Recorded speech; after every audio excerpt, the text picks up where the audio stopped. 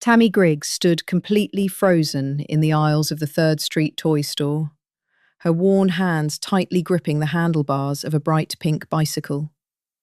It had a woven basket and a silver bell, the exact one her 7-year-old granddaughter Nessie had drawn in marker. $300. Tammy had exactly $110 folded in her thin wallet. The young cashier sighed loudly and whispered to her co-worker, "That grandma has been in here 3 times. She just keeps staring at the bike." The harsh pity in that whisper was a massive slap in the face. 33 proud years working grueling shifts at the local daycare, raising generations of kids, and now she was reduced to this suffocating, hidden poverty. Her entire life's hard work felt completely erased. Have you ever felt entirely stripped of your basic dignity while just trying to do something nice for your family? Tell us in the comments, where are you exactly from? And does your monthly Social Security check actually stretch to the end of the month? We desperately need to know exactly who is listening today. Hit that like button right now so this vital story reaches everyone absolutely terrified of drowning in bills. Because what this desperate grandmother did next didn't just silence the patronizing whispers, it totally shattered the rules, turning her absolute financial ruin into a brutal, unstoppable cash-generating enterprise. The cheap flip phone rang sharply on Thursday morning. It was an off-schedule, early call from her son, Owen, and he was using that specific, tight voice adult men get when they desperately need to ask their aging mother for money. "Mum, Nessie turns 7 in June. She really wants that pink bike with the basket. Katie and I simply can't swing it right now. My company is 2 months behind on my paychecks. Can you go halves? Just $150. $150. Tammy stood silently by the freezing kitchen window. Outside, white cottonwood fluff drifted aimlessly across the cracked asphalt parking lot. She aggressively calculated the brutal household arithmetic, exactly the way she used to strictly calculate portion sizes at the busy daycare, where 25 hungry children shared a single pot. It was the terrifying survival math of a senior citizen completely scraping the bottom of the barrel. Her monthly Social Security check, exactly $1,660. Rent for the cramped, drafty apartment, $825. Crucial Medicare premiums and endless copays, $250. Essential prescription medications, the vital losartan for her blood pressure, the expensive joint cream, and the desperate sleep aid she needed ever since Greg passed away, $120. Without that pill, the suffocating silence of the empty apartment kept her wide awake. Groceries, roughly $340, which meant strictly surviving on massive bags of cheap oats, white bread, potatoes, onions, and clearance rack chicken at Aldi on Thursdays. The basic phone bill took another $35. Total remainder for a human being to survive on? Exactly $90. $90 wasn't a surplus, it was a held breath. One single unexpected bill, and she would be totally ruined. Just last month, her friends Steve and Nina had come over for a modest dinner. The table held absolutely nothing but cheap bread and eggs. On their way out, Tammy heard Nina whisper loudly in the hallway. She couldn't even set out cheap cold cuts. That poor woman. $150 from a total reserve of $90 was mathematically impossible. Tammy muttered a flat promise to think about it and hung up the phone. Thinking about it simply meant staring at a terrifying negative number and going completely quiet. Telling her stressed son a flat no meant telling her sweet granddaughter she wouldn't get a birthday gift. Nessie's marker drawing was proudly taped to the humming refrigerator. A pink bicycle, a girl with messy braids, and the words, "Grandma, I won't a bicycle." The spelling was rough, but the wanting was absolute. On Saturday, Tammy forced herself to visit the dusty flea market behind the old train station. Her rusted kitchen kettle had finally started leaking dirty water onto the counter, and a brand new one cost $30 she simply did not have. The massive market was loud and smelled strongly of old metal, motor oil, and forgotten items dragged out of dark garages. She walked past rusted tools and racks of vintage coats, finally stopping dead at a cheap folding table. Sitting between two broken irons was a heavy machine she instantly recognized. A round metal bowl on thick legs, a heating element, a spinning drum, and chipped pink paint. A classic cotton candy machine, the exact kind that stood proudly in city parks when she was a little girl. The seller, a gruff older man in a worn leather vest, saw her staring. "She works perfectly, ma'am. I spun candy in the municipal park for 12 long summers. My bad back just can't take 5 hours of standing anymore. $75. You won't find one cheaper." $75. Tammy looked at the heavy machine and didn't see chipped metal.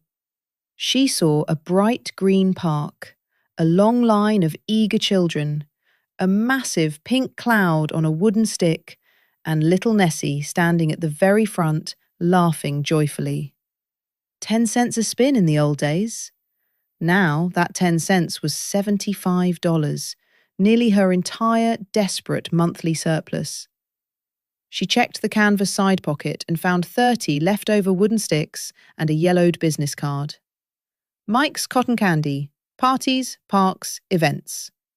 She handed over the $75. She carried the heavy machine to the bus stop in both aching arms. £15 feels like a ton when you are 67 years old. Back in her cramped kitchen, she plugged it in, poured in cheap white sugar, and flipped the heavy switch. The motor hummed hypnotically. The drum spun rapidly. The sugar melted and thin, weightless white threads flew out into the bowl. She dipped a wooden stick, and within 60 seconds, she held a massive, puffy cloud. The kitchen instantly smelled of warm caramel and burnt sugar. Tammy took a bite, and the sweet mist dissolved on her tongue. That very evening, she bravely hauled the machine down to the apartment courtyard, plugged it into an outdoor outlet, and turned it on. The rich caramel smell drifted across the parking lot, and within 5 minutes, 7 excited children materialized from the swings. Tammy spun stick after stick, effortlessly falling back into her commanding daycare voice. "One at a time, wait your turn. Are your hands clean?" Parents watched in sheer amazement from the benches. One grateful mother walked over, shoved $5 into Tammy's apron, and refused to take it back. Then another mother did the same. $15 in a single hour. But the next morning, the aggressive building manager knocked loudly on her door, clutching a clipboard. "Miss Griggs, we got a complaint. No unauthorized vending on private property. Shut it down." Tammy closed the door and stood in the dark hallway. She looked at the heavy machine. The courtyard was completely off limits. She reached into her apron pocket and pulled out Mike's old, yellowed business card. Parties, parks, events. The apartment yard was too small, but the city park was wide open, and between them lay just one bus ride and one massive decision. Saturday, 8 a.m. Machine wrapped in a bedspread, tied with cord, carried to the bus in both arms.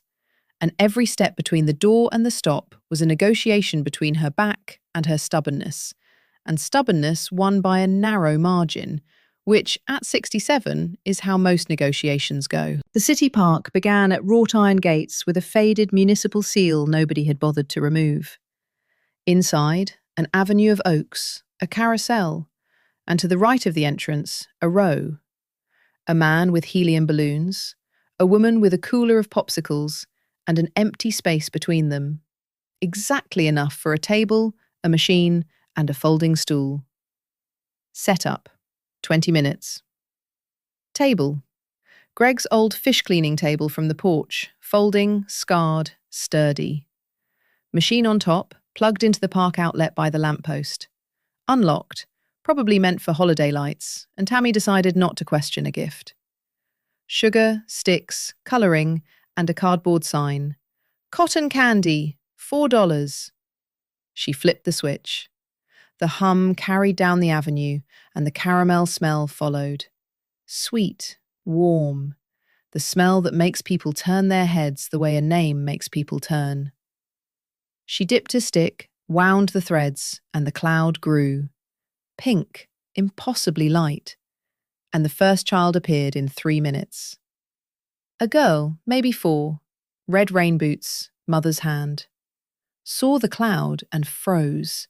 Mouth open, eyes round. The face children make when magic is real and costs $4. How much?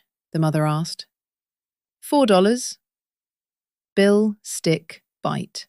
And from that face, from the round eyes and the sticky grin, something inside Tammy clicked into place. The way a gear engages in a machine that's been waiting. 30 servings in 2 hours, $120. Sugar, less than £1, cost about $1.50. Sticks from Mike's leftover pack. Tammy counted the bills in her apron and couldn't quite believe the apron, which was the same one she'd worn at the daycare for picture day pancake breakfasts, and which now held more cash than her checking account. Then the security guard. Young, uniform, walkie-talkie. Ma'am, you have a vendor permit? No. Can't sell here without one. Pack up. He said it loudly. 5 children in line, parents watching, the balloon man pretending not to hear. A boy of 5 tugged his mother's sleeve. Mom, what about the candy? And the mother, not looking at Tammy. Let's go, honey, the lady has to leave. The lady has to leave. In front of children, parents, the popsicle woman who turned away because second-hand shame is contagious. Tammy unplugged, folded the table, wrapped the machine, and carried £15 to the bus stop. And her arms shook, and the 120 in her pocket burned with the particular heat of money earned and immediately threatened. At home, she sat with the machine on the kitchen floor and called Owen. Owen, don't worry about the bike, I'll handle it. Mom, how? You just said... I said I'd think about it. I thought. She hung up before he could argue. Sat at the table, opened a notebook. A real one. Dollar store, spiral bound, not the back of a bill, and wrote, revenue, $120, minus sugar, $1.50, minus bus, $3.50, net, $115, plus $15 from the courtyard.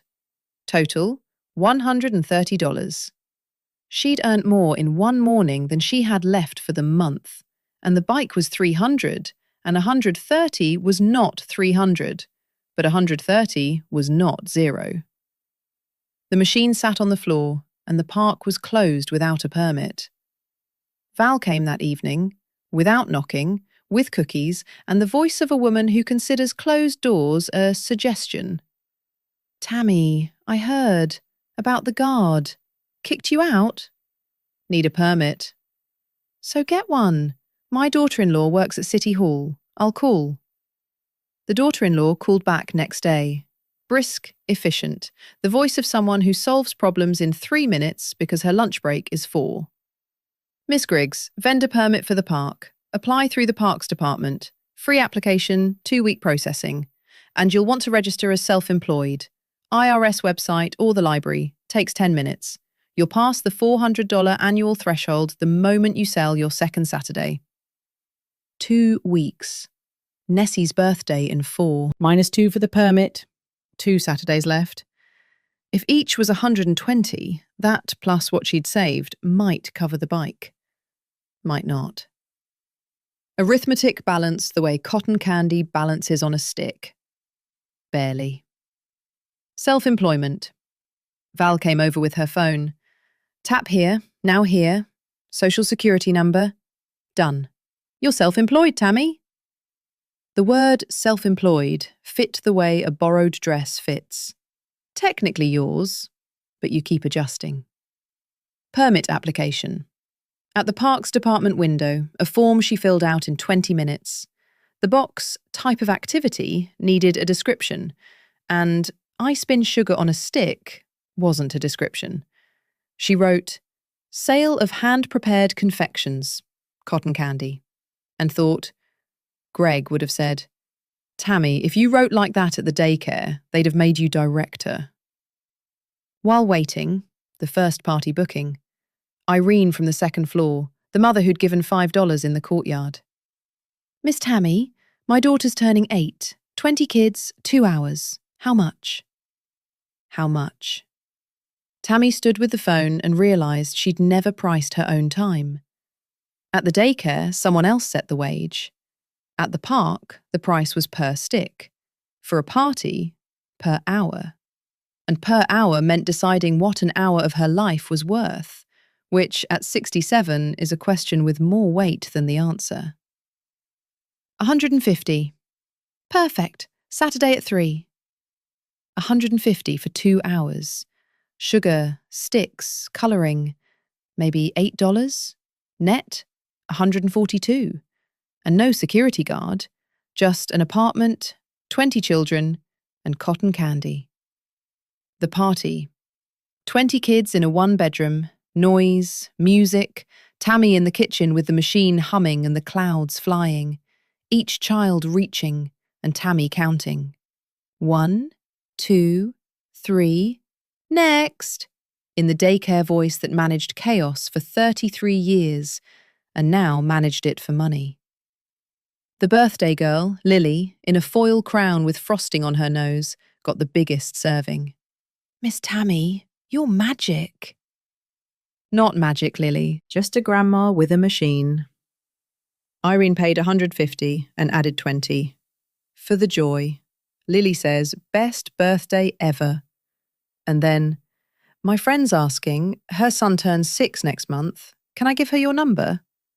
Tammy gave it. That evening she counted.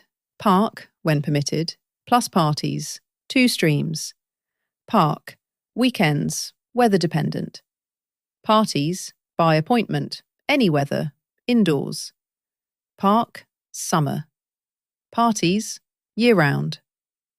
Mike's card on the table. Parties, parks, events. Mike knew. 12 summers, and he knew. The permit came in 2 weeks. A laminated card with a city seal that made cotton candy look as official as a building permit. Tammy taped it to the inside of her notebook, next to the revenue page, and rode the bus to the park on Saturday with the machine wrapped in the bedspread and the laminated card in her apron pocket. Same gates, same avenue, same spot. Balloons on the left, popsicles on the right, Tammy in the middle. The guard walked past, same one, same walkie-talkie, and Tammy held up the card. He glanced, nodded, kept walking. That nod was worth 2 weeks of waiting and every minute of the application, because a nod from a man who threw you out is not forgiveness, but clearance. And clearance is what you need to stay. 45 servings by noon, $180. Children brought friends. There's a grandma making cotton candy. And fingers were sticky and lips were pink, and Tammy in the middle of it felt what she hadn't felt since the daycare closed. Purpose, measured in sticky fingers and the sound of a 7-year-old saying, more. The weeks settled. Saturdays in the park, rain or shine. Rain cut sales in half, shine doubled them. Tammy learned to check the forecast on Wednesday and adjust her sugar order. Phone bookings for parties, 2, sometimes 3 a month, at 150 to 200 depending on the number of kids. One party, a church picnic, 40 children, outdoor, 3 hours. Paid $2.50 and left Tammy so tired she sat in the bus on the way home with the machine on her lap and her eyes closed. And the driver said, "End of the line, ma'am." And she startled awake and thought, I fell asleep on a bus holding a cotton candy machine, and that is either rock bottom or the funniest thing that's happened to me this year. Monthly arithmetic by July. Park Saturdays. 4 to 5 per month, averaging 150 each after weather adjustments. About 6 to 700. Parties, 2 to 3 per month, 3 to 450. Total gross, roughly 1,000 to 1,100. Minus sugar, sticks, colouring, food colour refills, bus fare, 1 broken stick holder replaced for $12, and 2 Saturdays lost to thunderstorms that came without consulting the forecast. Net, about 800. Plus Social Security, 1,660. Total, 2,460. And Tammy, who 4 months ago had $90 and a drawing on the fridge, now wrote numbers that didn't make her close the notebook. She bought the bicycle. Pink, basket, bell, the exact one from the toy store on 3rd Street. Paid cash. The cashier, the same girl with the glitter nails, rang it up and said nothing, and Tammy thought, she doesn't remember me. And that's fine, because the story that matters isn't the 3 times I left without the bike, but the 1 time I didn't. Nessie's birthday. Owen drove up from Youngstown with Katie and the bike in the truck bed, wrapped in a tarp. Nessie tore the wrapping off and screamed. The specific scream of a 7-year-old whose drawing has become real, and rode the bike around the parking lot in circles, braids flying, bell ringing, and Tammy stood by the building entrance watching and thought about the marker drawing on the fridge. Bicycle with a Y. And about the $75 machine from the flea market, and about how many pink clouds she'd spun to turn one into the other. Owen pulled her aside. Mum, how'd you afford this? Cotton candy. Cotton candy? In the park. And at birthday parties. I bought a machine. Owen looked at her the way adult children look at parents who've done something they didn't predict. Not proud, not worried, but recalibrating, the picture reshuffling. Mum, you're selling cotton candy? Making it. There's a difference. He didn't say, that's embarrassing. Didn't say, what will people think? Looked at Nessie on the bike, looked at his mother and said, can you do Nessie's party next week? 20 kids. We'll pay. You won't pay. Family discount, 100%. Val offered in August to buy her own machine and set up beside Tammy in the park. Together's more fun, she said. And together sounded warm, but beside sounded like competition, and splitting customers meant splitting income. Tammy thought about it overnight. Losing a friend hurt more than losing $50. And in the morning offered something different. Val, don't buy a machine. Help me at parties instead. $40 per event. You hand out sticks, manage the line, I run the machine. We're a team, not competitors. Val considered. $40 for 2 hours. Plus cotton candy, all you can eat. Deal. September. Steve and Nina came over, the same friends who'd visited months ago, back when the fridge was bare and the table had nothing on it but bread and apologies. Tammy had groceries now. Set the table. Chicken, salad, bread, fruit. Nina sat down, looked at the spread and said, Tammy, you look different. Didn't specify how, didn't need to. Different covered the table, the posture, the new boots Tammy had bought at the outlet for $40, non-slip for standing 5 hours on park concrete, and the absence of the particular tightness in the jaw that comes from counting every dollar and running out. On the way out, Tammy stood in the kitchen. Not behind the door this time, but in the doorway, visible, and Nina said nothing. No whisper, no, that poor woman. Just, good night, Tammy, and a hug. And the hug was the kind that says, something changed, without asking what. Owen sent a package in October, a box taped shut, marked fragile. Inside, a roll of stickers, 300 on clear backing. Tammy's cotton candy in pink letters, with a drawing, a cloud on a stick, round and puffy. Tammy looked closer. The drawing was Nessie's. The same style as the bicycle, the same wobbly line, the same 7-year-old confidence that doesn't know proportion but knows exactly what it wants. Owen had found a sticker printer online, uploaded Nessie's drawing, and ordered 300 without asking. In the box, a note in Nessie's handwriting. "Grandma, these are for your sticks. Love, Nessie." Tammy stood in the kitchen holding the roll and the note, and the letters blurred, eyes wet, and she didn't wipe them, just stood there with 300 stickers and a note from a girl who spelled sticks without a C and grandma without a D, and both were correct in every way that counted. She peeled one off and pressed it onto a wooden stick. Tammy's cotton candy, pink cloud, Nessie's drawing. Turned it in the light. A small stick with a small sticker, and it looked like a signature. A name, an identity. She set it on the table next to Mike's yellowed card, and between them lay a path. From the flea market to the stickers. From $75 to $800 a month. From, "That grandma keeps looking at the bike," to, "Miss Tammy, are you working the holiday weekend?" By November, the rhythm was established. Saturdays in the park through October. Then winter shifted everything to parties and indoor events. Val helped at every booking, managed the line, handed out sticks, told parents, "Try the pink, it's classic," with the authority of a woman who'd spent 40 years telling audiences which key to sing in. 2 to 3 parties a month through the fall. The church booked her for the Harvest Festival, the elementary school PTA for their fundraiser.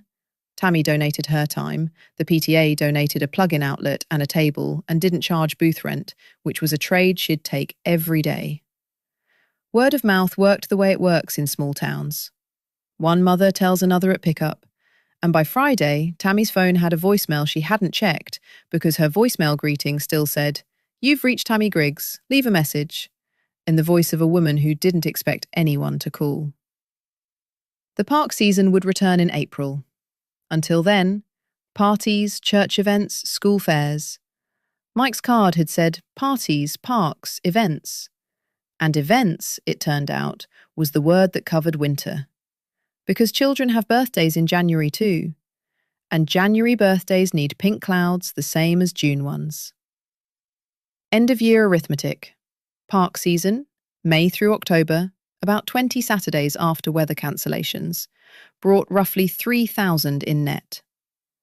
Parties and events, year-round, averaging 2 to 3 per month at 150 to 200, about 4,000 over the same period. Minus all costs, sugar, sticks, colouring, transport, Val's per-event pay, one replacement heating element, $18, installed by Tammy herself with a screwdriver and a YouTube video Val found, and 3 Saturdays lost to a machine that overheated and needed a day to cool. Net for 7 months, about 5,000. Monthly average, roughly 7 to 800. Not a fortune, but $800 a month on top of $1,660 meant $2,460, and $2,460 meant groceries without panic, boots without guilt, and a kettle, the original reason for the flea market, bought new for $12 at the dollar store, which seemed like an absurd luxury, and was. Tammy wrote the numbers in the notebook and looked at the first page, the one from May, where she'd written, remaining $90, and drawn a circle around it, tight, the way you circle a wound.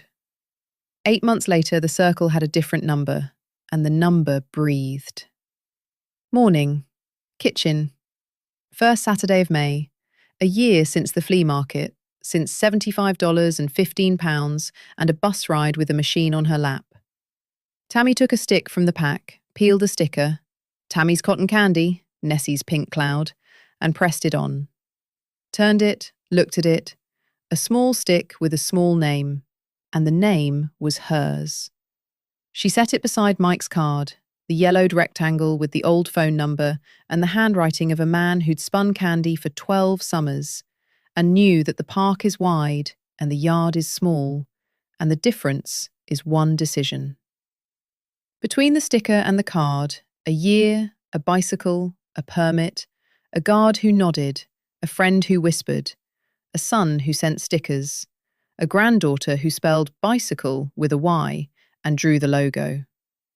The machine hummed, sugar melted, threads flew, pink, thin, weightless, the same threads as in '64, in the park, where her mother held her hand and the man spun the stick and the cloud grew. Only now the man was Tammy, the stick had a sticker. Instead of 10 cents, it was $4. Instead of her mother's hand, there were 200 children a summer, and each one got a cloud, and each cloud was joy that dissolves in a second but stays inside forever. To wrap up this story, let's look at what Tammy did to reach her goals and cover her needs. What did Tammy do? She had $90, a granddaughter who wanted a bicycle, and a memory of cotton candy in a park when she was 7. She spent $75 on a used machine from a flea market, and within 7 months was earning $800 a month, spinning sugar in the same park where she'd stood in line as a child. 3 lessons. First, start with what you find.